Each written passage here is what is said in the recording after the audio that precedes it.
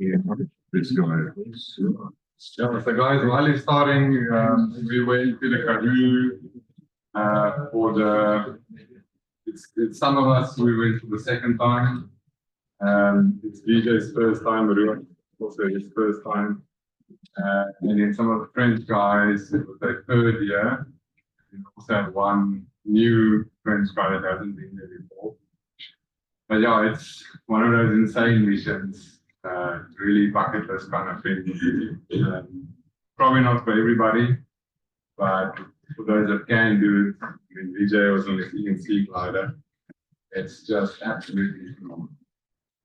So, yeah, VJ, I don't know where we're starting with. Yeah, let's go to the next slide, thanks. Yeah, if you could come a little bit nearer, VJ, here, so that they can hear you on the. Thank you. Yeah, so VJ made a slideshow of some of the topics that we thought we might discuss. Okay. We kind of want to do it a little bit maybe open floorish, ask some questions. I'm sure there's some interesting questions that's going to come up. Yeah, we're going to start with the first couple of things on the list. Yeah, no, thanks. Yeah, so the idea is to keep it open. We try to address those topics. Please, guys, chip in. It's not like this isn't my presentation. It's just for everyone. I would have borrowed a lot of images from Heinrich, because he took some amazing pics, like even the previous ones, and even Heinrich got a lot of your videos also in here. So I hope you don't mind. Just try to share it. Just a thing that I do want to mention is like a trip of this. It's not a solo mission. Like. You have to have a team to help you with this. So just a lot of credit went into, I would say, our offline support. John Henderson basically single-handedly ran most of all the planning and organization and logistics behind the scenes. And you're also quite very reliant on weather forecasting. So Malan and Reynald assisted us there. Reynald is He's in France. It's one of the French team's friends. He's also a very good sailplane pilot, and yeah, he gave us very good intel. And part of the trip, they were actually flying in Namibia in the sailplane doing 1,000 plus flying. So the weather, yeah. We looked at the weather a lot. We'll talk a bit about the weather and what we look out for. And what actually worked quite nicely, I mean, maybe this is a question also for you, Theunis, is having two cars this year compared to the previous year's one. I thought it worked nicely just in terms of logistics. If some people landed early or others wanted to carry on late, you didn't have to be stuck with one vehicle, but be keen to know. Yeah, so this year we had two vehicles. The year before we only went with one vehicle, and we squished as many pilots in as we could. It's quite long days on the road. We're doing 8 to 10 hours of flying, followed by 8 to 10 hours of driving, a couple of hours of sleep, and repeat. Yeah, so this year we added the Jeep to just kind of, if the field spreads out, the first car will pick the first ones at the back and kind of retrieve, making it a shorter day for those guys. And then the second car continuing. So if you're in that top 3 on that specific day, you're for a longer day. Yeah, all of this between cars, Avis and Jeeps, long stories. I think, yeah, it went well. Maybe just if it was not a Jeep. Or not a Ford Ranger. Or a Ford Ranger. You're going to get punctures on a Ford Ranger. Yeah, no, we had quite the battle. We weren't allowed to go around. So, unless we were going off road. Yeah, but just on the cars, I think we did, in the one car we did about 13,000 Ks, and the other one Jeep Close was to like around. 9.5. Yeah, close to 10-ish thousand Ks and doing, yeah, not the time. Very comfortable in the car. Yeah, I think that's also where your music selection is quite critical. I made a flyaway playlist for us. You get to experience everybody's taste of music 2 or 3 times over. So just a bit about, yeah, so this came a bit unexpected for me. I think like a month or so, or a few weeks before the trip was going to kick off. I wasn't sure if I'm coming along, and then when Theunis and them gave the go ahead, they're cool, let's do a second vehicle. It was a bit of a rush to. It's not quite. You don't just go and take a winch and cool, let's go winching. There's some. I'm just including some of the designs. I mean, Walter, Nessa, the other driver, he must have spent probably with me. We were back and forth for like a week or 2 just on how we're going to figure that out. Same thing with John. You see him there. He's welding electrical cables together and helping with sawing wood and stuff just to get this thing working on this particular car. Maybe it's easier with different setups, but point is, if you're going to get a winch, try and, yeah, I mean, even the setup you guys have, there's some, Walter's done a bit of, call it, steel work there with the whole bumper, that red bumper. And that's quite nice for them to have the two winch setup to fly together. We'll talk a bit about that. The other thing is also, I mean, this isn't possible without a winch driver. You need somebody that's competent, and that's where Walter was quite key. He's you know, he knows what he's doing, and he was able to transfer that knowledge over to Enzo, our other driver that's been helping us. We were very lucky. I think what happened, there was like some delay with the French couldn't come, or there was a storm or something like that. It gave us just 1 free day to practice. I think that's what happened, John. Yeah, we went down a day earlier, basically, just to kind of Enzo. Up until that point, we weren't aware that he hasn't winched anybody in his life yet before this trip. So the day off-road paraglider. Yeah, off-road paraglider, but he's been driving recovery for some time. And we had a day open where VJ came through early and Enzo was there, and we were still waiting for Heinrich and the French team to arrive to get us from the airport. So we actually went out close to Uppington and we did a few test winches. I was fortunate enough to be the test dummy on a few of them. And yeah, that day specifically, there was actually not much going on in the air. We were just gliding.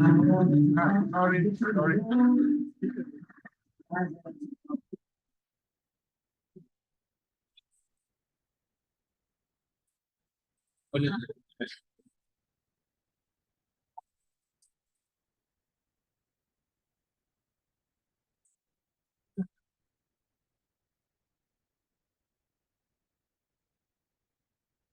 Jeep sounds really good. That's That's got good sound. It's like, Replay the one in the middle. I want to show you. This is the double winch. Ruard and Heinrich. Jesus. Whoa. That was the second double winch me and Heinrich did. And that was particularly not the nicest one. There's a tendency, because you're kind of picking up the glider, the drivers kind of start picking up slack. And if with the double winch, if you're not aligned perfectly, you can get ripped around before you're actually ready and the gliders are flying. So that stage, the glider was not really flying. And I was also not really turned around. So we got lucky. I think on the double winch, it's very important when we did decide to do it. Heinrich is he's always game to double winch. Since the beginning of the trip, it was always Heinrich who was pushing us in double winch. Double winch gives us more chance to get away and fly together. And everybody kind of avoided Heinrich like the plague. Comment, they just like ignored him blindly. With the bad guys. Get I- the double I- switch now. there was this excuse that the one winch wasn't ready. I spent a couple of hours fixing that winch. Heinrich literally took The The whole whole line of the winch, they went into go by five parts and little part. It next took day them like double 4 winch. hours to rewind the winch by hand, and the next day we could start double winching. And yeah, my arm was twisted every time to do double winch, and we survived. Okay. Next one. Yeah, I'll wait for the next. Sorry. Sandy. Just on the double winch, the reason we would do that is we starting quite early in the morning, so we start 8 8 to 10. So in the mornings it's quite gentle thermals and it's not really strong and high base yet. So by having two, and you'll see usually after this, the next car would follow with the third pilot. So we would get 3 pilots in there as soon as we can. And you're just kind of really looking for that 0.1 or 0.5 if you're lucky, just to waft around, get back 500 meters above the ground and keep going. The first 2 or 3 hours, it's really, really hard work to just make progress. Yeah, but just by having 1 or 2 more pilots with you, it's really, really beneficial. That's why I'm pushing for so much. Is it a software accepted method? Wow. It is now. But you're only allowed to go up to 1,000 meters releasing to have it claimed as a record. But as long as you release below 1,000 meters, it's all about they say. Yeah, and what's also quite nice about the way Walter winches and Enzo now is that they go into what they call kite mode. We're not really that, I mean, typically we would release it 400-500 meters. So you're not that high above the ground, but what's nice is Walter would choose a nice long stretch of road. That's the other thing. We would just rock up randomly on a dirt road that had no power lines or something over it, and then they get us up to say that height, and then it's almost, I don't know what they do. Do they slow down a bit? Or? Yeah, they just slow. So initially they pull you up, and then they slow down so that the paraglider actually overflies the car. Then if they accelerate, then you're really going high. No, they basically, you stop getting that aggressive climb. They just slow you down enough that you're almost at a sustaining speed, so that if you do fly through a thermal, you can quite easily pick it up on your barometer. So let's say you start climbing on the winch, you're going at 4 to 6 meters a second. At a certain altitude, they'll go on the radio, okay, we're going kiting now, then they'll slow down, and your climb rate will decrease to like maintain 1-2 meters a second. And it's quite easy to notice, okay, suddenly you're getting a spike up to 4, 5, 6 meters. Listen, this is a climb with the winch and start thermaling, so that the next guy could do the winch behind you. In the beginning, we were winching one at a time, and it's difficult because you're not pulling away at the same time. So the first guy will be in the air alone 5 minutes, and when you arrive, he's already started to drift downwind. So we would be quite spread over the first hour to 2 hours. And I think on the first day, me and Heinrich only took off at 11 o'clock because the guys were retrying a few times. So the dual winch obviously would make it better. So it's quite a tricky thing to decide when to launch. You can stand on the ground and try and figure out if there's some movement in the air. But if you launch too early, you end up landing and the whole cycle to start again. You might end up losing 20 minutes, or you might end up in the back of the queue and others have to go again before you. So it's quite a tricky thing every morning. We look at the forecast and sort of try and choose a time that you want to launch. But if you do get in the air, it helps a lot to be with 1 or 2 or 3 other guys. You end up flying a lot faster because your thermal better together, you're more efficient. But also just in terms of finding lift, you spend lots of time under 500 meters for the first part of the flight. And if you're lucky, I mean, there was one day where we went 1,500 at like 9:30, which was really the first flight of the day with some clouds. But then most of the time, if you spread out, Tennis Road and me had this one flight where one would be a bit left, other would be a bit right, and sort of just pick a line, one catches the thermal, then join each other. And it's like casting a much wider net, basically. Catching the lift a lot quicker and faster. But yeah, on the topic of winching, Ruard had some interesting winches. So the one, was that the last day? Almost last. Oh no, that was I'm talking about something else. So I had a few episodes. Yeah. Let's just say that. You always have a few episodes. So the one day, Experience. Ruard decides he was going to be one of the first ones to shoot the first one. And we're still busy getting our gear right. We always lay a mat down and be packing out our stuff and checking everything. It's quite a big setup, especially guys who had oxygen and you have snacks and drinks and your feed tube and it's like a massive setup. It could be a 9-hour flight. And so we're busy getting ready, and it's Enzo's first or second day on the winch. And I've told you the Jeep has a great sound. So we're still busy packing, and we just hear, and this thing is kicking up dust. For some reason, VJ decided he needs to drive really fast for Ruard's winch, and I think Ruard went up at 60 degrees. And we all just turn around, and it was quite something. And so the two French pilots that were there, world-class pilots, were really, really top guys. They've flown super finals and things. Even now, there's I think Mitch is at the super final. And Clement, he holds the world record for how to return 300 meters, 300 kilometers triangle, how to return 200. It's like he's got some world records, and he's flown over 500 a couple of times. And he's a very conservative guy as well, very calculated. He's very, very French. He doesn't laugh easily. He's like very pedantic. And he's standing there and he's watching Ruard's winch and he's like, it's too fast. And he's next, so he's getting really worried. And he's like, guys, please tell me. So I'm on the radio. I'm like, Enzo, it's too quick. It's too quick.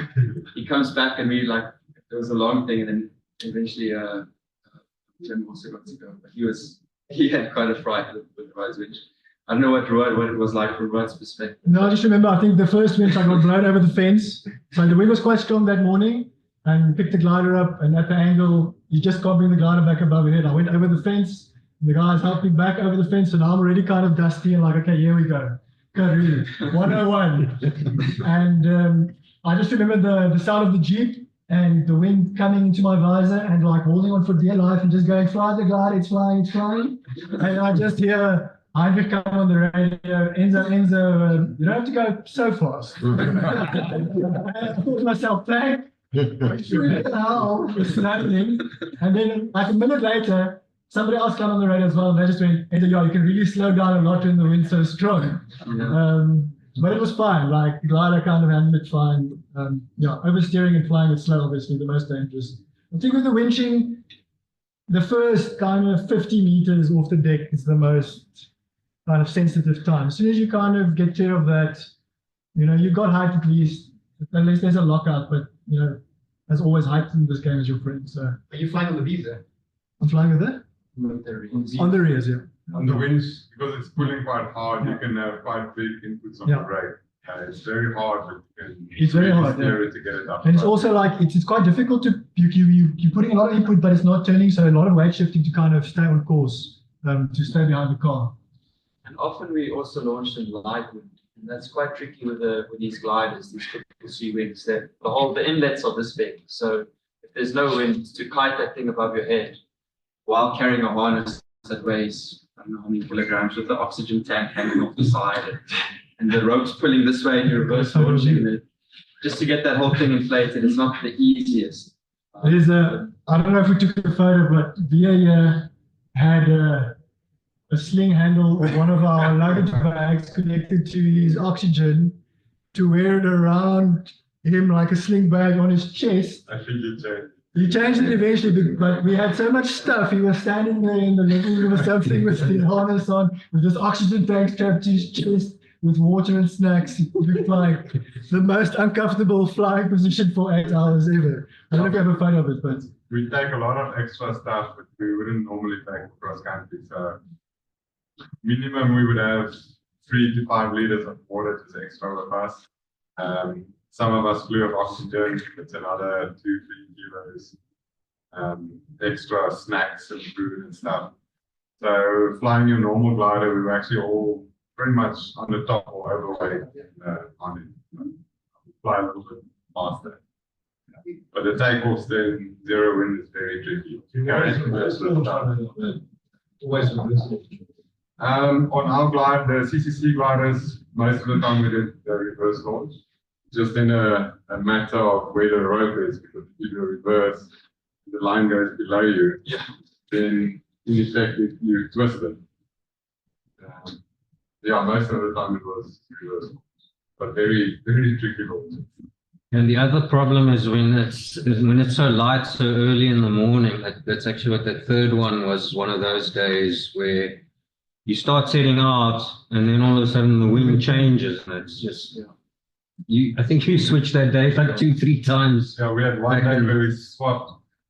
We were at a big T junction, and some of us went south, and then 2 minutes later, one of us was in a bush. And then the other two went on the other side going north, and then it changed completely. And then I think Heinrich, you were in the one going west.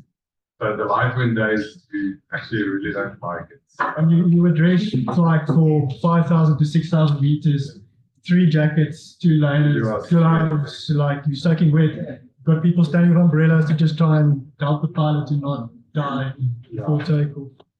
It's quite rough. It's character building. Yeah. After doing that for an hour or two, there's times when you start losing it a bit. Move on. Yeah, you can do next. Okay. Yeah, so I think Theunis did a lot of groundwork for us to arrange, and Walter to an extent to arrange. I'm just giving you an example that there's these air spaces where the Boeings go on, and they generally start at flight level 145. That's these, so it's airways. They come in from Cape Town, and they join all the major airports. So that's the airways connecting them. That's our biggest hassle. Yeah, especially if there's a general flight direction would be from the west to the east. Yeah. Up and around. Is that the munitions airspace where they shoot? No, that's this one. Oh, that's this one. Okay. But that's also. We can talk about that. Yeah, our general line will be from west to east, kind of just below that and above Kimberley. This way, and then we also had flights, I think, Going south, Going south, yeah. Like doing that. Yeah, doing that in the curve. The banana. The banana. But you cannot, those little boxes there, they're all restricted space, and there's no way we can get permission to get into them. What we do get permission for is, this is one of the sailplane pilots, Martin, that's written this nice, call it the summer gliding box. Yeah, it's CIA officially calls it a flexible use of airspace. So they have these areas assigned, that is 4 quadrants, and you basically call Johannesburg International and you say, we're going to utilize them today. Are we clear for typically flight level 195? On some days we try pushing on like to flight level 210. That's feet, right? Yeah. 21,000 feet. Yeah, so we would, I don't know what's the highest you got, 5,000 To 5,800. Yeah, so we would use that height and they would clear all the Boeings or all controlled airspace in this area, as well as the airways for us. So at least, everybody that's flying there should be flying visual. But then, do you have anything on you?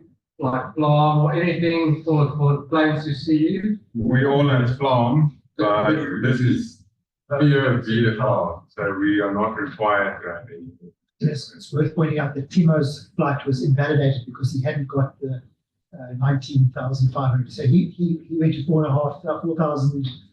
I think that's 4,500 meters. I think he went to 5,000 meters. So he broke that airspace window. He went through one of these. Yeah, he went through that 5,000, and that invalidated his record, which would be the new South African record.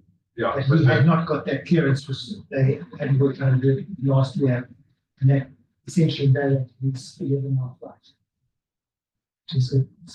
now we got CAA on our board, so we clear. this is also where it's nice to have that support on the ground. Like Walter would literally follow the guys out in front and see which airways they're going to potentially cross, and then phone on the way, and you'll like communicate, cool, I got clearance for this and that, you go this and that guy. and continuously communicate to them, which I don't think you can really do if you're just trying to pack this on without somebody that's going to make those phone calls for you. Will you guys do a check? So we have normal radios first on the South channel. If there's anything on the airband, so Walter has the airband radio there, and he would just play. Just maybe a little bit on this. So I mean, the whole reason for this trip is to, to break the world record. And that's quite a loose term. What is the world record? And there's various categories of records. You can go and spend an hour or two on FAI's, on the record sites then. But just briefly, there are two main classes of records. The one is where you pre-declare what you're going to do. And that's this task declaration form that we basically filled out every day, each of us, before a flight, in terms of what record you want to tackle.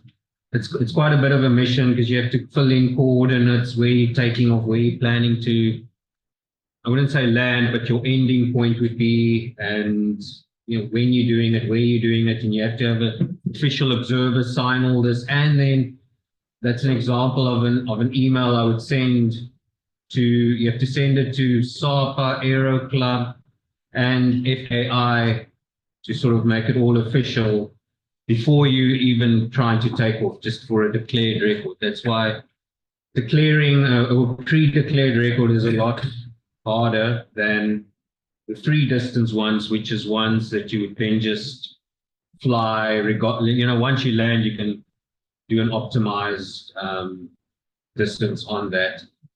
I think the one that you guys were a lot going for was that straight line declared record of 556 kilometers, which, and these cylinders are small, so it's quite difficult to. All the cylinders are 400. You can't fly any other cylinder. Oh, yeah? And eating a 400 meter cylinder at 500 k's, 40 knots wind. Good luck. You pretty quickly realize if you're going to make your task or not. And most days we would just abandon the task and then, go for the free distance ones, which is a little bit harder. That's the 609 that Sebastian also did.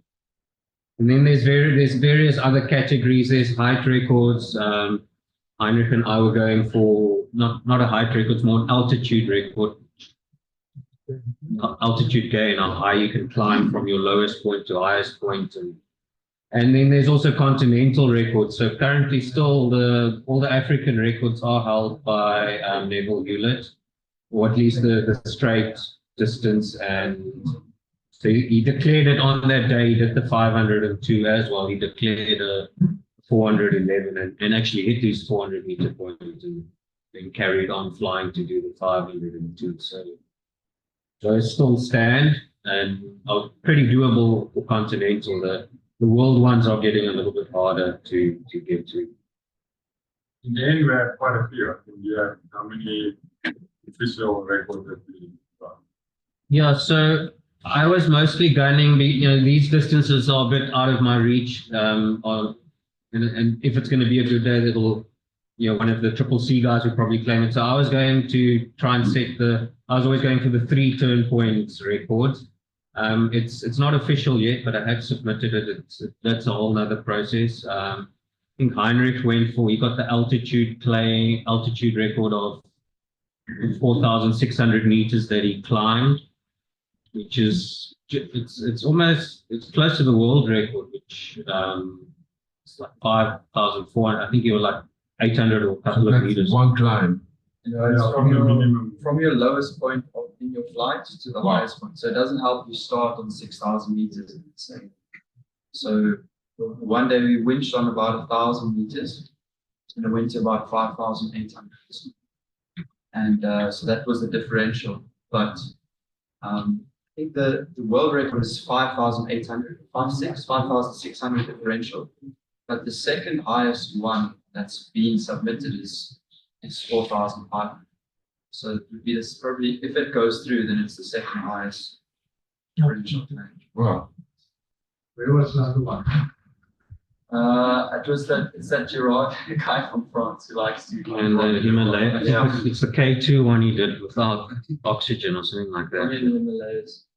But then it was my last year as under 26, which still counts as junior. So then my furthest flight was the junior. Okay. Up there. What's happening here? So let's go. There we go. Yeah, we've talked a little bit about how we kept in touch. We mostly, I mean, obviously satellite tracking is a must. There's no cell phone signal out there, which also makes it quite challenging. You know, once you land, you basically just use 6-7 hours without signal. You can't even check weather or message people or do anything. So and this is also where the offline support came in really handy. And we had a little pure track group set up where we could see everybody, and you know, John Henderson was always watching as a hawk. And that also We all were watching you. We're trying not to. And it was quite useful because but it also makes it difficult for the drivers because they're driving along, they don't have signal. And that's quite a limitation, I guess, of the inReaches. It's good and all, you can chat to somebody or send a message and all, but you don't really know where anybody else is. So what John would do is he would sit at home with internet, see where everyone is. You can see where the drivers also each had a satellite device that was borrowed by John and Malan. And he would then communicate to them, no, well, take the R or whatever, 302 route, that's going to get you closer to them. And then once they're in a town, they can quickly update. But if you're trying to do this without good internet, it's really going to be a struggle. I think that's where we tried the best solution would be to get a Starlink going. But unfortunately, I mean, Malan explained to me something about, well, firstly, you can't use it in South Africa, but if you have, let's call it a travel permit, or you're using it from a different country, the problem is you have to be in the country every 2 or 3 months that you register it in to come back. And it's just a bit of a mission, but hopefully one day soon we'll be able to do that, and it would take away all these inReaches. Okay. And this is just an example of. This is the retrieve, eh? Top class service, there's Walter and Lucky. The mountain and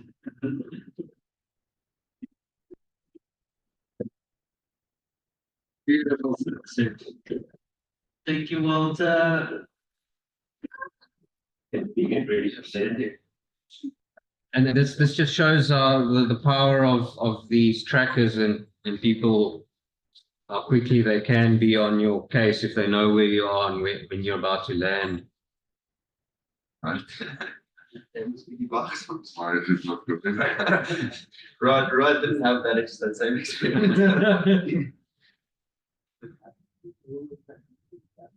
Yeah, this is literally, I think, 10-15 seconds after landing, and there's. How's this for service? Up to 3. Sorry about this, but 137 kilometers right here. Enzo! Awesome, man. Oh, what a flight. Yes. I think it's worth pointing out what kind of ethos from were a guy like Walter. Yeah. Well, just putting it out there, Walter is phenomenal. I mean, they're driving till 2 in the morning, and then he's all sleeping in the car. Walter's driving, and he arrives and he gets to sleep from like 3 o'clock until like 8 o'clock, and he's all charging to go because they want to be on launch by 8:30. So the first puff of wind they want to go, and you do that for 7 or 8 days, 10 days in a row. You've got to be pretty hard to drive 20 hours a day and sleep and keep your sense of humor. Our first long flight, I think we got home at 4 in the morning, and at 6:30 we got up to drive to the next takeoff. Because not all the pilots fly the big distances the same day. So you've got pilots flying 400s and pilots flying 200s. So some might have a short day, some might have a long day. So the guys who do short flights generally regret it and are very hungry to go fly the next day. And the guys who fly the long flights are kind of tired and they want an off day and they're a little bit sluggish and going on sail plane rides and going on walk tours. Yeah. It's not every day like Vijay just said, where the car is just next to you. There's also many days where you land, you pack up, maybe you walk an hour or two, get to a road, chill under a tree, watch the stars, maybe at 9, 10, 11 they get you. So that's also the other side. Some days you land in the middle of, or next to a house, but the one day we picked up Heinrich, I think we got 7 or 8 blocks to get to him, and he's right next to a house. So it's not always as easy to do these retreats. Lots of those houses are not occupied. Yeah. You see them and there's no one there. So just one or two recovery stories just on that topic. So one of the amazing things with paragliding is you will end up in places where you'd have never gone. There's no ways you'd have ever driven there. I mean, I landed one day. I had this. I mean, last year was just as crazy. It was the previous year. Yeah, it's not the first time. There was this. I landed one time. I landed on this. I don't know, not this cattle farm. It's really big, interesting cattle farm. The guy took me on a tour through his farm, and he had to first feed cattle before he could take me to town.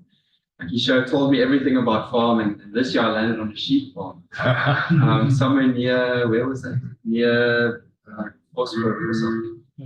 Yeah, but this was very interesting because so I chose this riverbed. It was nice and level. I landed there and was packing up. It was after about 200 k's. It was a very quick start to the day. It was only around 2 o'clock something I landed. And this guy's a sheep farmer, and he tells me, no, he only comes to this farm once a week, but he happened to be that day because he's fixing this wind pump. And so he's driving, he's not even on the road, he's just driving through the farm, through the bush. And he starts telling me about how these wind pumps work and how they've modernized these things and how deep the water is in this area and in that area and how the water, like he told me everything about sheep farming. Then he drove me through sheep, and then these are those sheep, and if you cross these two, then the sheep grows 20% faster. And literally, so then he takes me, eventually he says, I'm just going to pick up this one sheep before, and he gets there, and there's this mom that's given birth to little twins, like two little sheep. They've been born like that hour. And then picking up the sheep, and I have to help them like herd some other sheep. It was like a whole thing. And then while we're driving off the farm, he's like, you want some lamb chops? And I'm like, yeah, that sounds, and he pulls out this Tupperware box underneath the seat. He reckons that the night before he fried some lamb. He's like, you've got to taste this Karoo lamb and something else. So he's feeding me lamb chops while we're driving through this. And we're driving, and he tells me, all these shrubs are actually like spices, or what do you call them? Herbs, yeah. And it doesn't look like it because it's all these little grey bushes. And so he's busy driving the bucky. He's quite a young guy, he's like 29, 50. So he stops the bucky, then he opens the door, then he like picks a bush, and then he closes the door and keeps driving. He's like, smell this. I'm busy smelling these herbs, I'm busy eating lamb. Stops again, picks another bush.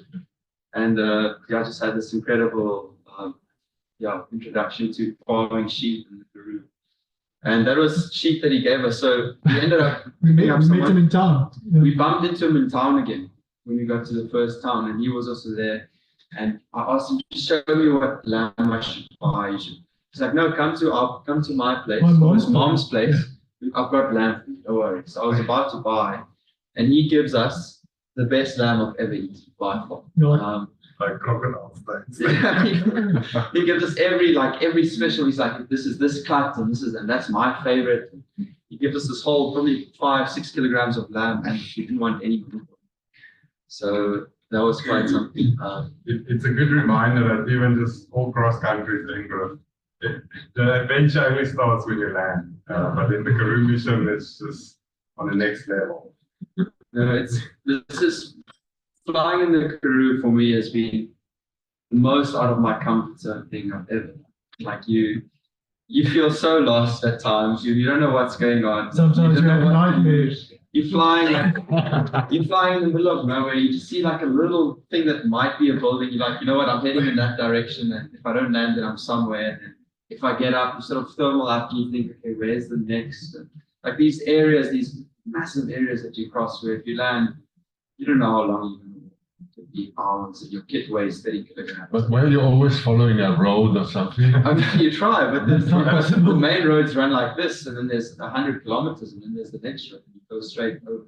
The problem I found is you're flying so high, so you end up not looking what's below you. You're going over escarpment and towns and little roads. So as soon as you start getting lower, you kind of think you've got reach to everywhere. So when you actually land and you actually realize where you are and how far you're actually away from civilization, it's quite scary. And I mean, the one day we arrived in Brunfley at 6, we were going to fly there the next morning. And then the guy we were staying tells us, no, there's a big farmer's, what do you call it? Again, like a big meeting. And they have like live music, they got a band there, like all the farmers from the area are coming. And you just see like 100 buckies, it's only buckies. Only land cruisers, yeah. And have like massive brine. And the daughters.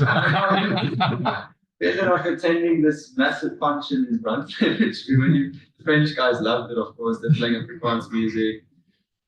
And we met some interesting people. But yeah, there's like the stories, outside of the flying. I mean, it never ends. It's just stuff that you can't really quantify in terms of. I mean, it costs a lot, but there's so many memories and experiences. You never really know when. Was there a farmer's daughter? There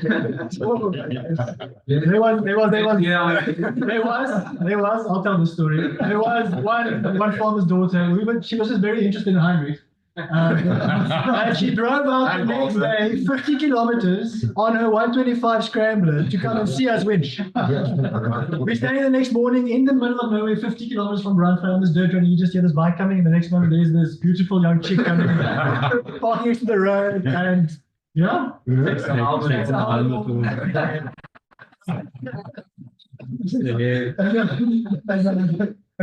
Heinrich simultaneously off. And Heinrich simultaneously away, flying 400 kilometers, just like.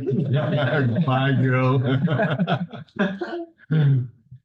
So just on food, guys, Theunis ended up buying a very good special. We basically had this Future Life porridge most mornings with tap water for breakfast. If we had the luxury of staying at one of the hotels that serve bed and breakfast, we'd obviously all try and have something nice to eat, but it's apples, if you're lucky, or Future Life. We bought some nice chocolate bars. And be that as it may, the most difficult thing for me for flying was actually eating. I never grew up drinking a lot while flying or eating, so flying for 8 to 10 hours in quite strong conditions, hydrating enough and then eating, it's quite a difficult thing to figure out while flying. I still actually don't know how you guys managed to eat. I tried all different systems, but just to eat, you're thermaling. When you're thermaling, you're not eating because you're trying not to die. And then generally on glide, you've got 3 layers of gloves on with your visor closed, you're doing over 100 km an hour downwind, and now you need to push an energy bar into your mouth. I had my moon bag with 3 energy bars out of the packet at one stage to try and make it easy, and when I tried to eat them, all of them were kind of melted together into one. And I literally just resorted to drinking water and not eating at all. So also navigation, it's quite difficult flying and navigating over 400 kilometers, trying to think of where the wind's blowing you, trying to stay close to the road, and also trying to stay out of airspace. On most of the days after, I was quite lucky. We flew west to east through the airspace. There were some days Theunis and them had to kind of battle very hard crosswind to just not break airspace. And that takes time. The more you need to fight crosswind, the more time you lose, the more inefficient your glides become, and the less chance you have of obviously flying as far as you can. This is 20 knots crosswind, so your efficiency going across is just almost zero. It's not worth it, John. If the wind's really strong, flying to a guy that's firmly right next to you on 90 angle, it's sometimes not worth it. If you have height, you can just continue cruising downwind. It's your best option. And one of the really, really big skills that you're forced to learn out here is how to follow the drift of the thermal. Because the wind is often so strong that the thermal is really flat. So it's very easy to drop out the back or to, if you don't follow the drift correctly, the more vertical a thermal is, the easier it is to stay. And you really had to follow the drift. Sometimes you think you've lost it, and then you just turn and fly down and you get back into it. That means you push too far up. Or other times you go too far down and you drop out the back. If you sit on bar just to try and get back into it, it's really, really difficult. You don't know where the thermal source is sometimes because the drift is so flat. Thermal source could be 10 kilometers away at some point while you're still in the thermal. I mean, I think there's this one thermal from, I mean, it would have happened this year as well, but from the previous year where I saw Theunis's one thermal was almost 20 kilometers. Yeah, like 25, there's one climb. So that's when it's pretty strong. It's very hard to make low sag too strong. So, but it's a technique you learn. If you do it a couple of times, you start to figure out what it works. You very quickly realize when you get low on low sags how strong the wind is and that you're actually fighting to stay up. Because we have these windows that is not really landable. So they always stay, look at the forecast in the morning and they'll go, I don't land anything between 12 and 4. And that's how you start your day. And you're like immediately like, what's happening between 12 and 4 on the ground? And then it's just a spiral into looking at the weather forecast and more data. And it's actually interesting to see everybody, Theunis and Heinrich, top pilots, Veer himself, how nervous we are on certain days before flying. It's a real mental challenge to take on these flights and to just survive through the day. Yeah, but it's not all. I mean, even the French is conservative. There were 1 or 2 days where we were like, just no, this is too strong. We can't fly in this. And even I think they'd make the cut at 50 k's an hour, something like that. I can't remember where Clement was like, no, can't fly in that. But I mean, it's all, you make your own decisions if you want to fly or not. And it's not, I mean, on this, it was compulsory for us to have quick outs in case you do come down in these winds. There are some stories on it. I had one nice quick out event where I think my worst landing was like 15, 16 k's an hour backwards. And it was a non-event because I just let the wind go. I don't think you were so lucky on some of your midday landings, but if you can stay up until the end of the day, it's not too bad. Yeah, so the wind would literally drop as soon as the sun set. The wind just drops off completely. On some days, if the forecast is showing very strong winds on the surface, that would be your aim, literally flying full sunshine. So you wait, sunset, okay, now I'm good. Yeah, it's also quite a nice feeling coming in after sunset, strong more. And this is just an example of Reynald helping us. He would constantly message us, and when you land or get signal somewhere, you kind of then you got to scatter for accommodation, where you're going to stay the night, where we're going, find a winch road. You got to do all this. You don't have time to look at the weather. You definitely need somebody to just, unless you now have an off day, then you can look at things nicely. But if you're in between days, you really need outside assistance. Yeah, the weather is mostly like a team effort. So Reynald would drive it. He would give a suggestion for 2 or 3 days ahead. And based on that, we would also plan, do we fly, do we not fly, which days do we set out. I'm just going to do a short 200 and then recover the next day, or are we going for it? This is quite an interesting map because it also makes the decision quite tricky where you're going to be starting. If you want to break the world record, you need to give yourself enough space. And if you look at this here, you can clearly see starting somewhere here would have made a lot more sense.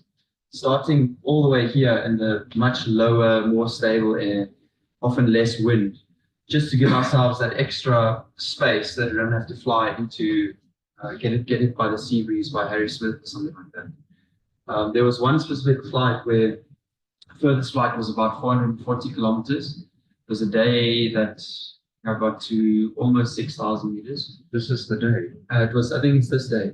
If we had started, I think, to me, this is just me, but if we had started here, it would have been 550, 600 kilometers a day. I'm pretty sure of it. Because we managed 440 and we spent so much time on this first section. We were flying crosswind. We were super low. Like this was airspace has to dodge. and it was so hard to get below this airspace. This first part, we probably lost 2 hours in terms of normal flying. And on a 440, that would have easily been 550. I mean, end of the day, you're cruising at 100 kilometers an hour from 5,000 meters. I think my final glide on this day was, I don't know, it's probably did like a 70 kilometer glide. It was insane. But I went right from super high, downwind, super buoyant air, below some clouds. But this wasted a lot of time. So there are some other challenges because of this airspace. Like I said, if we started here, we would have gotten to 550 guaranteed. 600 would have been a question of, does the sea breeze come up past Harrismith? But from here to there, we would have had about 620 Ks, which would have been a world record. You could see the clouds that day. There was literally insane clouds, but it only reached the clouds by 5 knots. So if we had started up here, somewhere would have been cloud flying all day. It would have been there.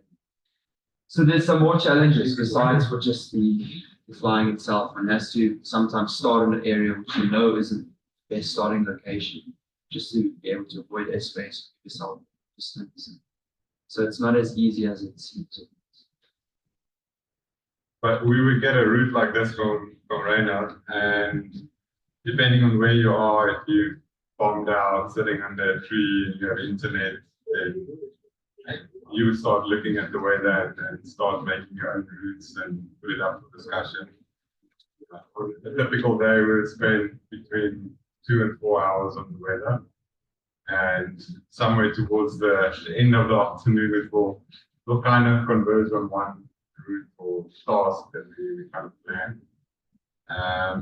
And then the next morning, we would spend another half an hour to an hour just reconfirming the weather is still good for what we want.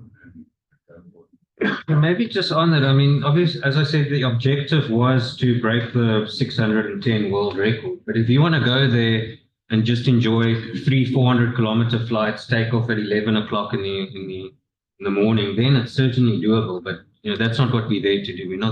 We're there to do. So if you want to go fly the nice red areas, fly from 11 till sunset, you can easily do a couple of 400s. So you won't necessarily get the world. So that's what makes it just that extra bit challenging. The next slide is just to give an indication of what to expect. This is the view at 4,000 meters. And you can see I'm going at about 84 kilometers an hour. Time is now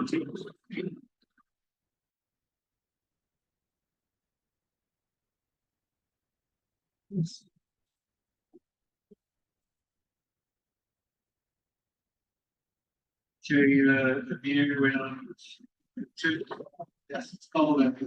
Yeah, rate of see temperature at the moment. Some nice oxygen going. We need 4,000, but 5,000 today.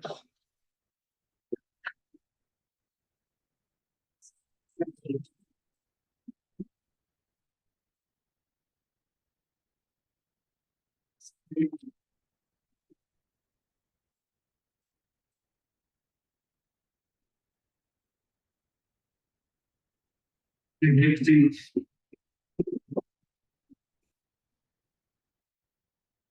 Some indication of this strength there. Guys wanting to know how it's been out here in the middle of the day. We took from Transline and en route to Redstone, down probably about 200.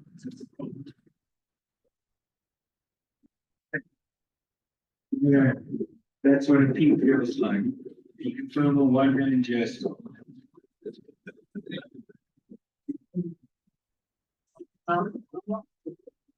Yeah.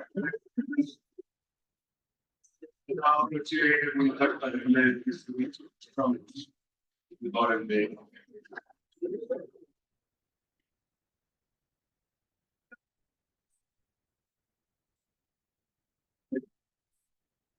So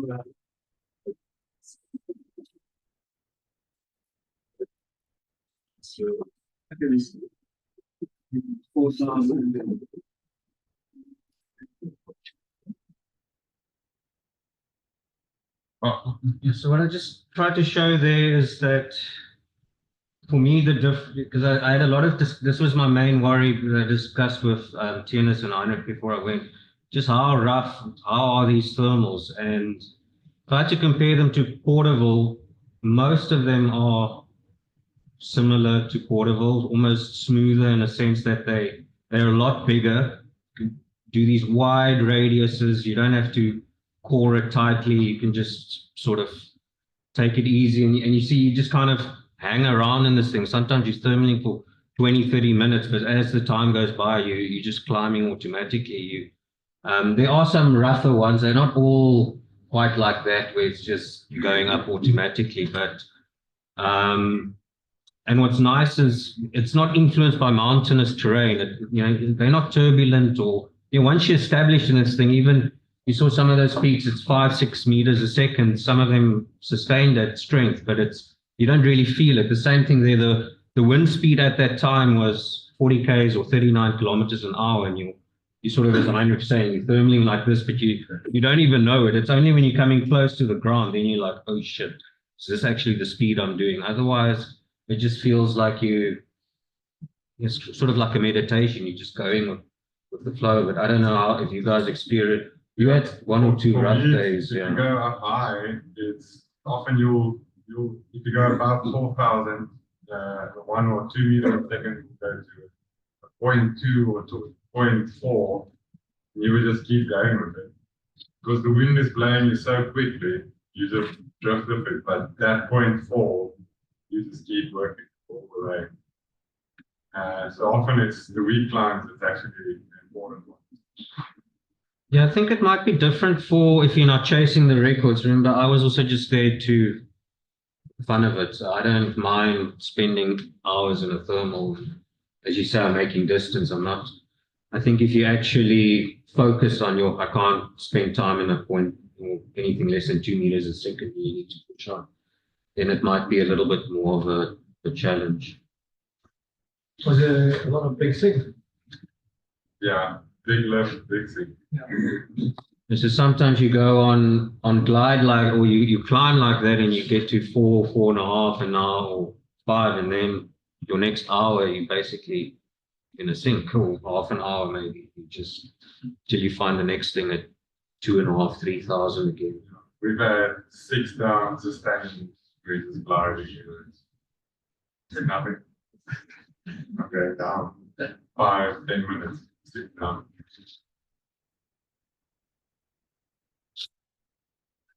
We talked a lot about these, I think, the dangers of the midday winds where you can't really land, but it's not so strong that you cannot land. You can still land, and it's laminar air. It's not like landing in the Citrusdal Valley where you might get hit by turbulence. The times I've gone down, it's just it feels like you're doing a Komiki run and you're coming in a bit either straight down, or it's not. I never felt it. Obviously, if a thermal or dust devil were to hit you, that's a different story. But Have you seen any dust devils?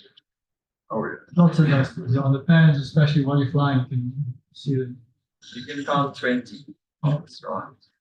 So on the quick outs, guys, quick outs obviously compulsory, but what we find is if you're landing in really strong conditions and it's turbulent close to the ground, I ended up flying my glider all the way till my feet hit the ground. So by that time, for me to reach to the quick outs, I was already being dragged. So I never actually went for my quick outs on too strong landings. I just did a few rolls and pulled the bees on the glider to stalls. Theunis had a beautiful drag video. Cold temperatures, obviously, it gets quite cold up there, so we were dressed to impress. The guys in the subs, I found, were not dressing as hot as we are in the normal open pods, but we also had a lot more packing space, I believe, to put stuff away, which was nice.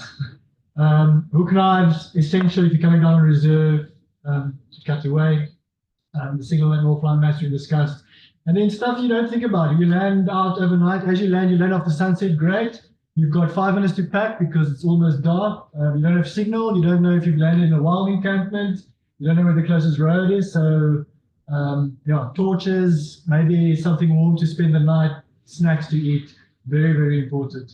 And then, of course, your medical insurance, insurance for the cars, and other necessary emergency preparations. We had like a fire blanket. I think I had a fire blanket with me, and then just plenty to eat and warm enough clothes.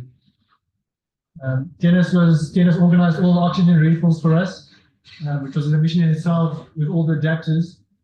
And interesting enough, with the oxygen, you think if you go about 5,000, you might need it. The first day we flew identified oxygen, and spending enough time above 4,000, depending on your fitness level or how acclimatized you are, you can still start getting effects of hypoxia below that. So I started getting headaches.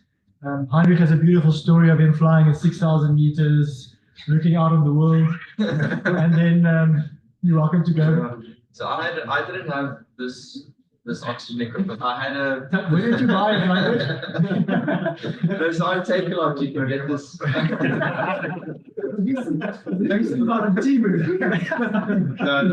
So I didn't buy these. These are actually bought at a different place, but you can get them. So you get this little canister. It's basically like a big deodorant can with oxygen in it, and you can spray that into your mouth. So the previous year I'd gone with that. Didn't ever need it. This time around, the first day, I went about 5,000, maybe about 5,200. Didn't use anything. Didn't spend too much time above there. Ended up landing and thinking, okay, maybe next time I'll use the oxygen to make a point of it. And then the second time I went about 5,000, I thought, let me go higher. So I got my oxygen ready, everything, and climbed up to about 5,000. Took 1-2 breaths of oxygen, and everything just kind of brightened up a little bit and got like more clear. I was like, wow, it's so beautiful up here. So everything just got like this little bit of extra color. And after I took my first breath of oxygen, so obviously I was a little bit late on that one. But what I ended up doing was just taking like 2 deep breaths every 3-4 minutes, and that was perfect. On the way up, they told me apparently you can't do maths properly when you hypoxic. So I was looking at my variable, I had a number on the top there, like 1,000 something, and another number down here, and I was doing maths. I was like just nailing it every time. I was like, this is crazy. It's like 5,000 meters. I'm still doing the maths. I'm like, no problem. And then Walter told me later on, he's like, no, you'll think you're doing the maths. But I don't know. I thought I was nailing it. So, anyways, I ended up just taking these breaths of oxygen, and it felt great. Like I think 2 deep breaths, like you really clear your lungs every 3 minutes and keep your oxygen. The thing about the oxygen as well, it's not just for obviously breathing, but it actually kind of sharpens you up. It actually helps your body regulate its temperature. So even I was at times flying below 4,000, getting cold, and putting on some oxygen, you can actually feel getting a little bit clear-headed, and you can feel yourself warming up. So you can use it at low altitudes as well too. And it's very cold up there. I was wearing 2 or 3 layers of gloves. I had a speed top over like 3 or 4 jackets, 3 or 4 layers. And I remember, fortunately, I bought a full face helmet from Theunis just before the trip. But I opened that up at 5,500 meters, and it felt like I was sticking my head in the ice box. It was really, really cold. And on my highest flight, close to 6,000, my breath was freezing onto my visor. Like it was causing these little bubbles and these weird things. But my breath was getting frozen onto the helmet. So it's pretty cold up there.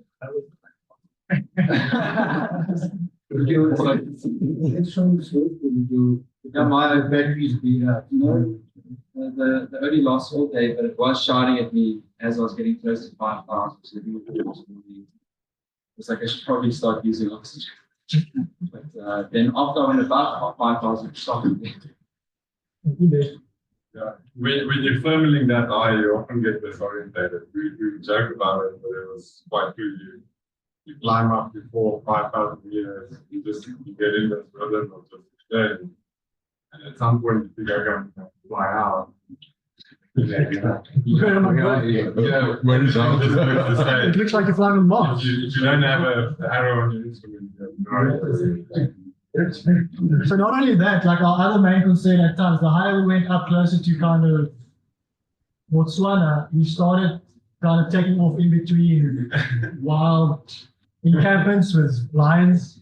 And we were, especially with the one new French guy, we were giving him a lot of stick about lion encampments and landing with lions. So, you know, in the mornings on the drives out, we'd like look and open Google Maps and we check all the game reserves around our takeoff spot. For the first like 100 kilometers, you're just flying over fenced up places with big animals. So there's that to consider as well. Heinrich did land in one last year. Yeah. Yeah. And then, yeah, I mean, the guys took some towards the end of the trip, landing out far with not, I think there wasn't really flying the weather the next day. We kind of chose to, just take it easy. Some of the guys went on some self-planing, some other adventures. And It's a hell of a adventure. it's one. Spend half your days in the car, but it's pretty fun.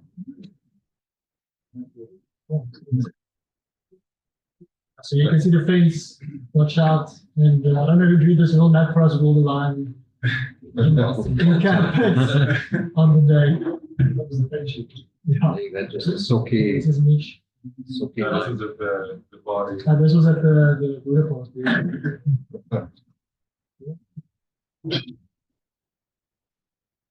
Yeah, so maybe just I had a one memorable day for me, probably my most memorable flight, as I'm trying to set this 3-point turn record. And the day wasn't quite a record day for the French pilots. So Clement and Theunis suggested, hey, we'll guide you, we'll fly together with you to these 400-meter turn points. And Heinrich also joined in to assist on this day, because it wasn't a 500-kilometer day. The winds were too light, and it was quite a special one to all fly together like that and then land together at the end of the day. And this was the only landable option because this encampment behind them is also lion camping. That's why I landed last time. Is that So this is after sunset.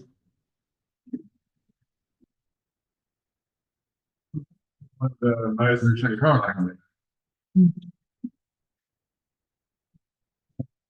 Nearly hit Heinrich. The next one's Heinrich coming in. We all broken towards the but we were having fun. But this is the wind speech. Generally, when you're coming to land at sunset, you can see there's almost no wind. How old was it to stay up to the? at a very low very stage? straightforward. Well, Well, most of it. About 60 k's before this week, we came off like 100 meters of ground. Oh, But for most of it, during the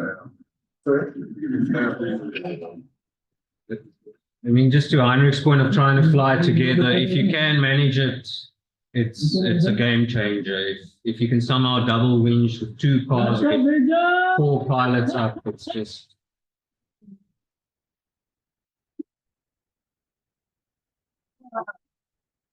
yes, and come on. Epic, 50 years to do those things. Well done. Walter would get on the radio and say to Enzo that we can hear, watch out for the lion farm, the buffalo here, encourage us to stay up. Good buddy. Yes, sir. Well done. Yes. That's very insane. There's the next one. I have just I stole a couple of videos from Heinrich to give an idea of the scenery on that day.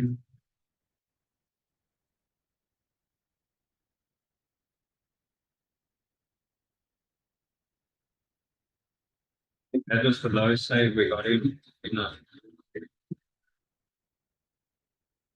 Had a long glide, like a 20, 30 kilometer glide.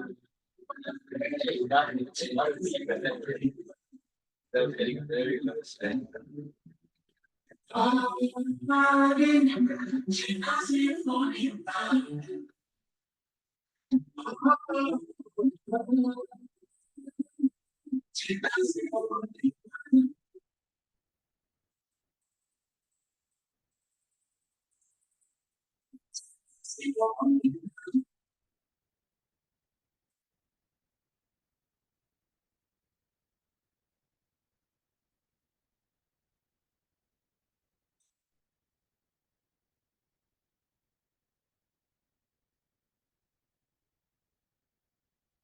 So just to answer your question of how hard it is to stay up at the end of the day, it's very light thermals then. I mean, if you're getting like 1 meter, 0.9, so you're just kind of just drifting in this stuff. There's no sense of rush or urgency. About the hour or two before sunset, you just rain it in.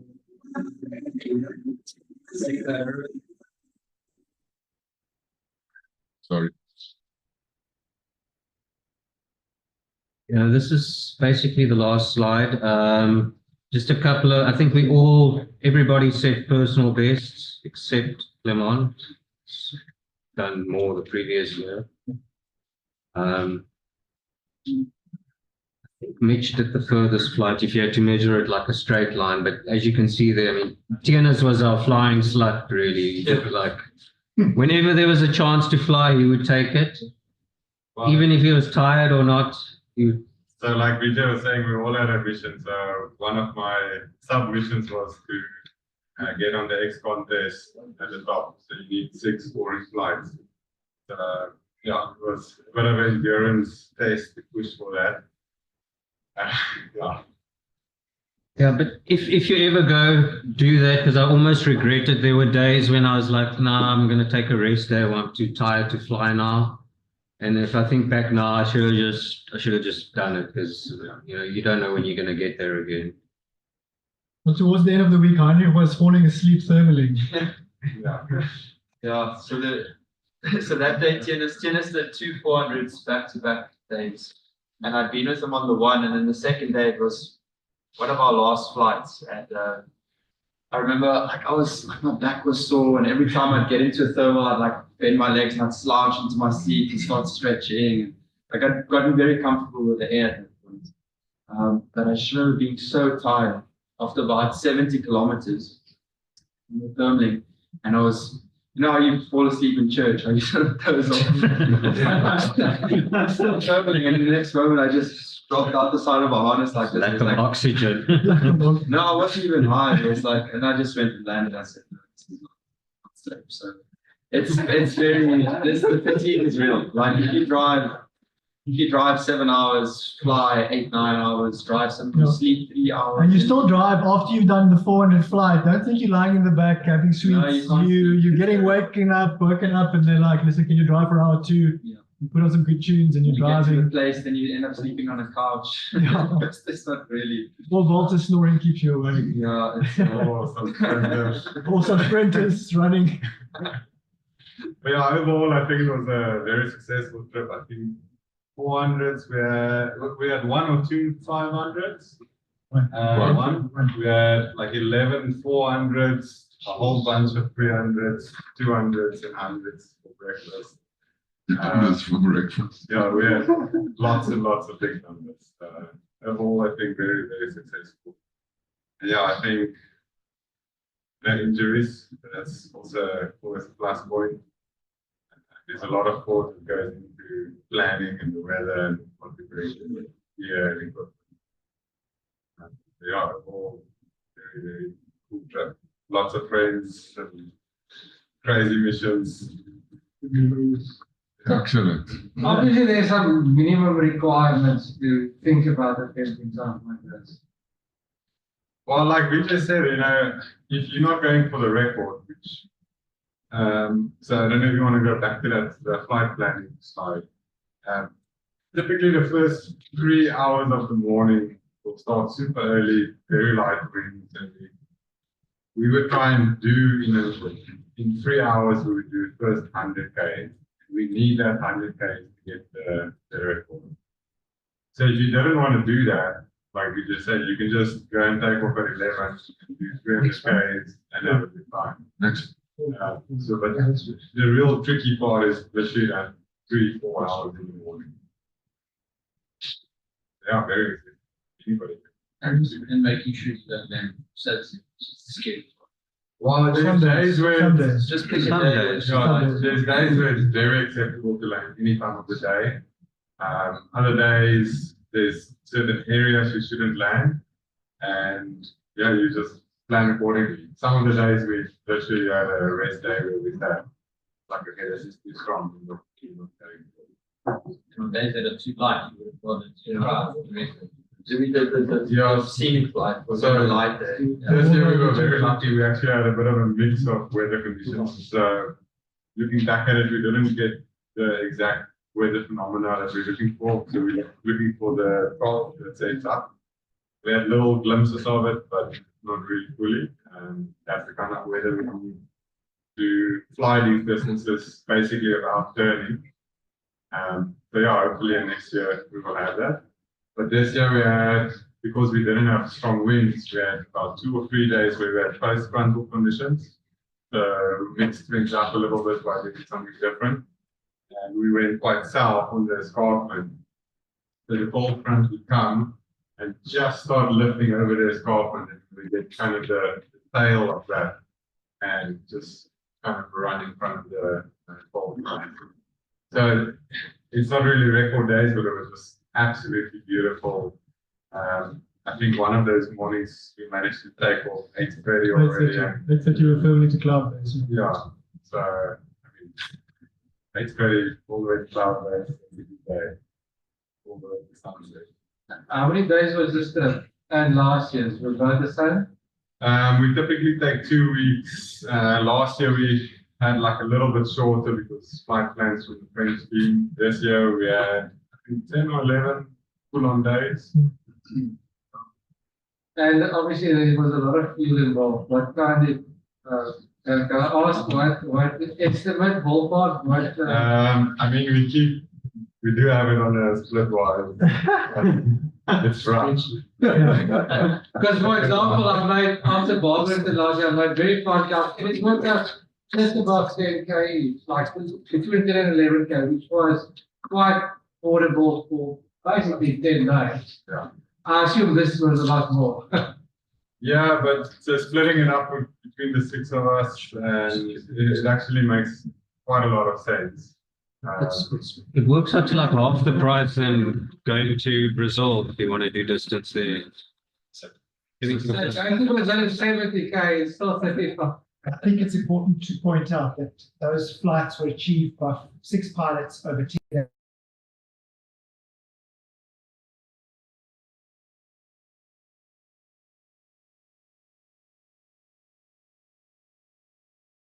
Yeah. And I mean, those guys are charging 240 euros per day per pilot. If you fly over 300 Ks, the next day that you pay your 240 euros is a day to bring you back. So they don't do what Walter does, which drives the 450 Ks, picks you up, drives back so you can fly the next day, you miss a flying day. So it's basically 240 euros a day. So if you